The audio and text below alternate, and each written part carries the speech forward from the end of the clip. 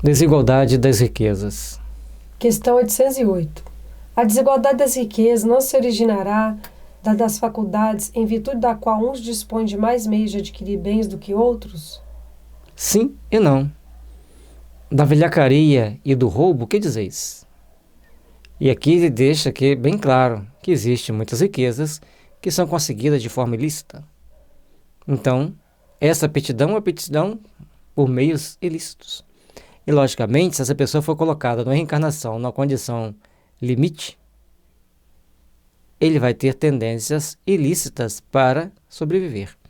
Cada um segue as suas tendências, segue os seus caminhos, e todos são responsáveis por se melhorar, todos são responsáveis por se observar. Portanto, a importância de estudar o Evangelho, a importância de evangelizar nossos sentimentos. Letra A. Mas a riqueza herdada, essa não é fruto de paixões más. Que sabes a esse respeito? Busca a fonte de tal riqueza e verás que nem sempre é pura. Sabes, porventura, se não se originou de uma expoliação ou de uma injustiça? No livro Ação e Reação, o pai falece e ele tinha um filho, mas bem mais velho, e 2 filhos mais jovens. Essa pessoa dá um jeito de se livrar dos filhos mais novos.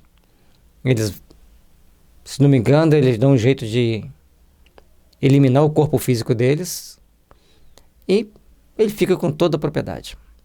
Só que esses jovens, eles se aperfeiçoam, estudam e aprendem a obsediar. E a partir dali, a vida desse senhor se torna um inferno. Ele vem a morrer, fica preso nas regiões inferiores e eles partem então para atacar o filho dele. E um grupo de espíritos vão para fazer o trabalho de desobsessão e mostra para eles que eles deveriam reencarnar então como filho desse filho, ou seja, como neto daqueles que o matou. E assim, toda a riqueza foi devolvida àqueles a quem foi espoliado. É importante a gente entender isso, que os mecanismos da lei vai sempre colocando de um jeito para você devolver a riqueza. Outra vez eu vi um orador espírita contando que perto da casa dele tinha um senhor que ele era chamado mão de estátua, ele não gastava nada. Ele sempre ia juntando, e juntando, que ele sabia para que estava juntando aquilo, e não ajudava ninguém, não fazia caridade nenhuma, e aquilo incomodava ele. Passou-se um tempo, veio um casal, alugou uma casinha do lado da casa dele. E ele se encantou com a criança, e ficava com a criança daqui, é meu filho, os pais acharam aquilo meio estranho, e aí o casal pega e muda para outro lugar. Ele contrata um detetive, acha para onde eles foram e muda para perto. E, para complicar ainda, ele faz um testamento deixando tudo para essa criança. Mas, de vez em quando, ele ia lá visitar o espírita, visitava a obra social do espírita e falava assim, nossa, eu tenho que fazer isso, que eu juntar meu dinheiro, que eu deixei esse dinheiro, vou deixar esse dinheiro para fulano de tal, porque ele precisa muito, porque isso, porque aquilo. E era uma riqueza muito sólida, eram várias casas alugadas, uma boa quantia no banco. E aí, ele falou, bom, agora eu vou perguntar para os espíritos, por que esse cara tem tanta coisa de juntar esse dinheiro para uma criança que nem é filho dele, nem é parente dele? E aí os espíritos disseram, não, ele só está pagando a dívida. Nesta vida ele tinha que pagar essa dívida para ele está fazendo muito bem. Olha, aquilo que a gente vê nem sempre é aquilo que é. Para esse médium, ele era sovia na mão de estátua que não dava um centavo para ajudar as obras sociais espíritas. Para os espíritos, era alguém que estava cumprindo exatamente a missão que ele tinha que cumprir. Ele tinha que devolver para essa criança a riqueza que ele tirou dele em uma vida na Argélia. Ele arrumou uma trama, deu tapa, tirou tudo dele e deixou ele na mendicância. Ele se comprometeu a trabalhar aqui e deixar a riqueza para ele. Ele adotou essa criança, sem a criança ser parente dele, sem nada, ele teve uma paixão por essa criança. Ele morre e os pais também não entenderam por que ele deixou, que não eram espíritas, por que ele deixa aquela herança tão poupuda para o filho, já que eles, a partir dali nem os pais iriam precisar de trabalhar mais, porque se não quisesse trabalhar, né, porque eles tinham toda aquela herança que o filho recebeu. São coisas que cada um vem para pagar e resgatar o seu passado. Ele conseguiu fazer bem feito aquilo que deveria fazer. Então, antes da gente condenar, vamos procurar nós fazermos bem a nossa parte. Por isso que nós não podemos julgar as pessoas, porque nós não sabemos o que foi programado no plano espiritual. O que nós estamos vendo muitas vezes como uma situação muito negativa é algo que foi muitas vezes programado e existe uma finalidade para aquela situação, que é no caso desse homem, que ele sentia em sua consciência a real necessidade de devolver aquilo que ele se apropriou de maneira indébita. E aí, algumas coisas foram programadas para acontecer e outras acontecem porque a pessoa deixou de cumprir a sua programação. Por exemplo, a pessoa deveria ser espírita, trabalhar mediunicamente e ajudar a esclarecer determinados espíritos. Não faz isso. Passado o tempo, esses espíritos obsediam alguém com má índole, que também fazia parte do grupo de inimigos daquela pessoa que deixou de ser espírita, e tramam um grande golpe, um grande crime contra ele e a família dele. Com isso, ele vai começar a entender que ele deixou de cumprir o que tinha que cumprir. Então ele tinha que procurar fazer de uma forma diferente, agir de uma forma diferente. Mesmo, porém, sem falar da origem que pode ser má, acreditas que a cobiça da riqueza, ainda quando bem adquirida, os desejos secretos de possuí-la, o mais depressa possível, sejam sentimentos louváveis? Isso que Deus julga e eu te asseguro que o seu juízo é mais severo que o dos homens. Então, a tendência a querer, o pensamento de querer, a cobiça exagerada é que traz o problema. Então, se a pessoa trabalhar tranquilamente, etapa por etapa, para fazer seu chamado pezinho de meia, conquistar seus bens, sem essa cobiça, porque quando você deixa a cobiça crescer, você começa a perder, muitas das vezes, o senso crítico. Você só prima por um ponto de vista, por um alvo. E aí algumas coisas ficam complicadas no paralelo do caminho. Questão 809. Aos que mais tarde herdam uma riqueza inicialmente mal adquirida, alguma responsabilidade cabe por esse fato? Fora de dúvida, que não são responsáveis pelo mal que outros hajam feito, sobretudo se o ignoram, como é possível que aconteça. Mas fica sabendo que, muitas das vezes, a riqueza só vem ter as mãos de um homem para lhe proporcionar ensejo de reparar uma injustiça. Feliz dele, se assim o proceder, o compreende.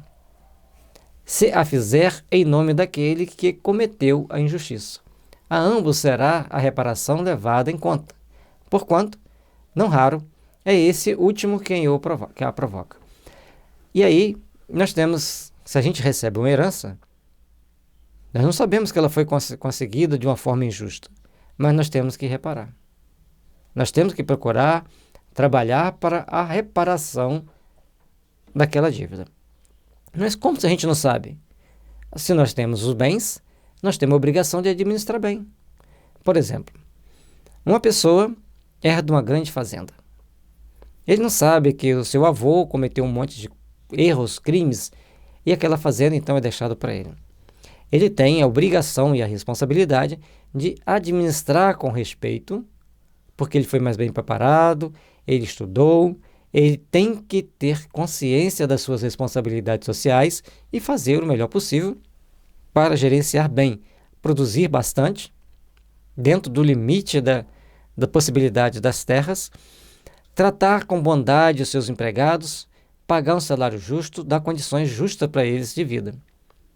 Assim, no basicão de fazer simplesmente o básico, a obrigação, ele já está começando a amenizar o mal que o seu antepassado tenha feito.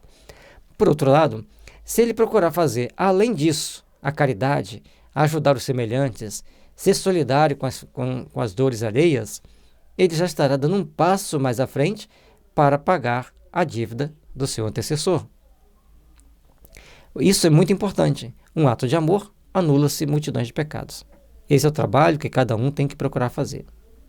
Questão 810. Sem quebra da legalidade, quem quer que seja pode dispor de seus bens de modo mais ou menos equitativo. Aquele que assim proceder será responsável depois da morte pelas disposições que haja tomado? Toda ação produz seus frutos. Doces são os das boas ações, amargos sempre os das outras. Sempre, entendeu bem. Então, as nossas boas ações sempre vão trazer bons resultados para nós. São frutos doces, como ele colocou, e amargos aqueles das más ações. Então, se você tem os seus bens e quer dispor deles, saiba quais as implicações que tem nessas suas ações. Como que você vai agir, como que você vai dispor, de que forma que você vai tomar as devidas atitudes daquilo que foi dado, confiado para que você seja um bom administrador daquele patrimônio. Procuremos trabalhar com diligência, com inteligência, com discernimento. Como Paulo descreve em Efésios, haja sempre como um bom e diligente administrador. Se você se deixa levar por enganos, por palavras vãs, é porque você não está sendo um bom cristão. Está lá em Efésios, para que a gente reflita como nós estamos nos conduzindo. Então, se nós acreditamos em notícia falsa, se alguém chega para nos passar a perna, nós não estamos orando, nós não estamos vigiando, então nós estamos nos comprometendo. Mas tem o karma, aqueles que têm que pagar a dívida. O karma você não tem que pagar pelo sofrimento. Você tem que também, você pode muito bem quitar suas dívidas pela solidariedade, pela compaixão, pela caridade. No livro Herculano, o Rochester descreve que quando o centurião Cornélios volta de Israel, já bem idoso, ele vai para a sua herdade e o seu primo que administrava tinha parado de administrar a partir de um dado momento. E a sua herdade então foi invadida por um grupo de pessoas desocupados. Ele chega lá na sede da fazenda, aqueles sem teto e sem terra aproveitaram aquela casa enorme e ficaram lá. E ele chega, e sabendo eles que ele era um nobre romano, que ele era um centurião romano, já ficaram preocupados e avisaram que eles iam embora. Ele falou assim, não, nós vamos conversar. Primeiro, limpem tudo. Aí ele viu que eles estavam mal alimentados, procurou arrumar alimentos para que eles pudessem comer, organizar para que pudessem começar a ter uma vida mais digna ali, e foi organizando a propriedade. E ali ele foi a primeira oportunidade que ele teve de colocar em prática os ensinamentos do Cristo. Foi ensinando para eles o Evangelho, foi mostrando para eles uma nova realidade e educando-os para que eles pudessem trabalhar e produzir dentro da propriedade. Então, esse centurião Cornélios é uma das encarnações do Kardec. Ali ele colocou em prática os ensinamentos do Cristo de compartilhar, vá, venda tudo que tem, volta e siga-me. Ele não teria herdeiros, ele trabalhou junto com aquelas pessoas, e aquelas pessoas depois continuaram trabalhando naquela herdade, continuaram trabalhando naquela propriedade. Então, como que você lida com seus bens? Ele poderia chegar, chamar o exército, mandar descer o cacete em todo mundo, poderia chegar, já que estão aí, larga para lá, mas ele fez diferente. Ele gerenciou, ele administrou, ele educou aquelas pessoas que lá estavam. Então, essas são as diferenças. Questão 811. Será possível já ter existido a igualdade absoluta das riquezas? Não, nem é possível. A isso se opõe a diversidade das faculdades e dos caracteres. Entendam, igualdade absoluta das riquezas não vai existir, mas desigualdade social aberrante é uma outra situação. Então nós temos que saber que tem que ter equilíbrio das forças, equilíbrio das posses, equilíbrio da ganância de cada um. A lei tem que colocar o limite e colocar mecanismos para que tudo seja bem gerenciado, para que todos possam desfrutar de uma vida normal, tranquila, segura e em condições de que todos possam sobreviver com dignidade. O que não pode é deixar as coisas caminharem muito às soltas, onde o egoísmo, a vaidade, a arrogância predominem. Então, todos nós temos que entender que existem regras. Se nós não quisermos cumprir as regras do mundo, ou melhor, se nós não quisermos cumprir as leis divinas aqui no mundo, na próxima encarnação, nós sentiremos o peso de ficar no local onde essas regras também são descumpridas. Procuremos, pois, nos observar, procuremos, pois, entender como devemos agir no processo de autoeducação dos nossos impulsos. Estudar o Evangelho é o momento de evangelizar nossa consciência, é o momento em que nós vamos aprender a botar na balança se o que eu estou fazendo é digno ou não. Há, no entanto, homens que julgam ser esse o remédio aos males da sociedade. Que pensais a respeito? São sistemáticos esses tais, o ambicioso cheio de inveja. Não compreende que a igualdade com que sonham seria a curto prazo desfeita pela força das coisas. Combatei o egoísmo, que é a vossa chaga social, e não corrais atrás de quimeras. Se deixarmos de ser egoísta, todo mundo vai entender que temos que ser solidários, que temos que ajudarmos-nos mutuamente, e, logicamente, que um país bem administrado, bem gerenciado, não tem pobreza, não tem miséria. Então é questão de quem administra saber gerenciar bem. Mas não adianta ter alguém que administra, porque não administra sozinho. Então toda a sociedade tem que ser partícipe do processo. Porque se um está tentando fazer o bem e tem uma meia dúzia tentando sabotar, vai ganhando força a sabotagem e a gente tem visto o que tem acontecido pelo mundo com essas situações. Então, trabalhar, educar e esclarecer e, principalmente, evangelizar para tomar consciência. Questão 812. Por não ser possível a igualdade das riquezas, o mês se dará com o bem-estar? Não, mas o bem-estar é relativo e todos poderiam dele gozar, se entendessem convenientemente, porque o verdadeiro bem-estar consiste em cada um empregar o seu tempo como lhe apraza, e não na execução de trabalhos pelos quais nenhum gosto sente. Como cada um tem aptidões diferentes, nenhum trabalho útil ficaria por fazer. Em tudo existe o equilíbrio, o homem é quem o perturba. E também existe dentro da sociedade pessoas que trabalham naquele emprego porque ali tem mais estabilidade, ele é mais estável. Outros trabalham naquele emprego porque ele dá mais renda. E assim acaba que nem todos fazem o que gostam. Mas, por outro lado, se todo mundo fosse fazer só o que gosta, há muitos ficariam à toa porque não gostam de fazer nada. Então nós vivemos dentro de uma sociedade imperfeita, de provas e expiações, e nós vamos lidando com essas situações. À medida que vamos evoluindo, vamos nos adaptando e vamos aprendendo a agir de acordo com a situação, de acordo com as condições daquele momento. Letra A. Será possível que todos se entendam? Os homens se entenderão quando praticarem a lei de justiça.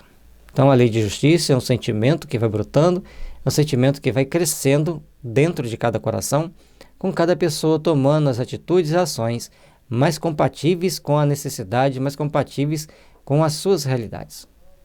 Questão 813. Há pessoas que, por culpa sua, caem na miséria. Nenhuma responsabilidade caberá disso à sociedade? Mas, certamente, já dissemos que a sociedade é muitas vezes a principal culpada de semelhante coisa. Demais, não tem ela que velar pela educação moral de seus membros? Quase sempre é a má educação que lhes falseia o critério, ao invés de sufocar-lhes as tendências perniciosas. Tem certas situações que a gente vê e a gente fica intrigado com a situação. Estava mostrando a vida de um jogador de futebol que na década de 90 ele ganhou muito dinheiro, fez grandes contratos, jogou pelo mundo árabe e hoje ele pede esmola. E ele foi contando que ele ganhava muito dinheiro, ganhava facilmente o dinheiro. Ele chegava nas lojas que vendia carro e ele chegava assim, olhava para o carro, quanto é esse carro aqui? E as pessoas já conheciam ele, pediam um pouco a mais. Ele pegava aquele carro, levava e ficava rodando. E depois ele não sabe, não lembra se ele vendia, se o carro era roubado, se ele esqueceu do carro em algum lugar, ele ia e comprava outro. Era uma coisa meio absurda. Ele comprava outro e assim ia em outras situações, ele tinha 4, 5 carros parados na rua, na porta da casa dele, porque ele não tinha lugar para colocar tanto carro. Comprava carros caros e às vezes nem tão caros, mas ele olhava para um carro assim, eu quero esse carro. Como se o dinheiro nunca fosse acabar. E ele não investiu nem uma casa para ele. Ele só comprou uma casa que a mãe dele morava e ficou só aquilo ali que só estava em vias de perder, porque ele não tinha como se sustentar. Então, muitas das vezes, se a sociedade não fosse egoísta, aqueles vendedores falam assim, espera aí, você não acha que você está gastando demais dinheiro, que você vai ficar pobre depois? Isso é uma consciência cristã. Aqueles vizinhos dele que vendem todos aqueles carros, chamavam, vem cá, meu irmão, vamos parar com isso. Mas, como ele mesmo disse, eles gostavam de pegar o carro emprestado, ele emprestava, e alguns nem devolviam mais. Ele também não lembrava que ele tinha aquele carro. Então, são certas situações. Por um lado, ele teve um grande desapego das coisas materiais. Não quero ver o lado negativo dele, não. É só um fato que a gente viu no noticiário e que mostra o egoísmo da sociedade. Então, por um lado, ele foi muito desprendido, mas por outro, ele foi extremamente imprudente. Ele não procurou criar nada para se sustentar, nada para se manter ao momento que a carreira acabasse. E, aliás, ele achava que ia jogar até os 50 anos. Mas aos 33, ele torceu o joelho e dali para frente ele não conseguiu ter o mesmo desempenho que tinha. É importante nós sabermos que nós temos hoje, temos que ser prudente, porque como será o amanhã?